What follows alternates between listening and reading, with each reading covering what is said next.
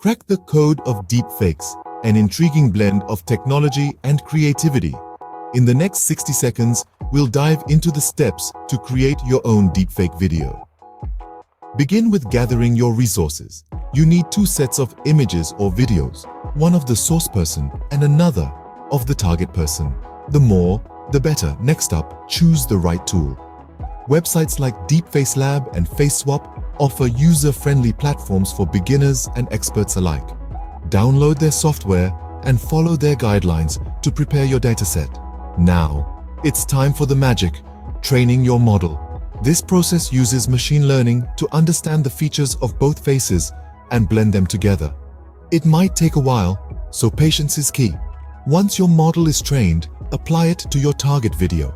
Voila! You've created your first deepfake. Remember, use deepfakes responsibly.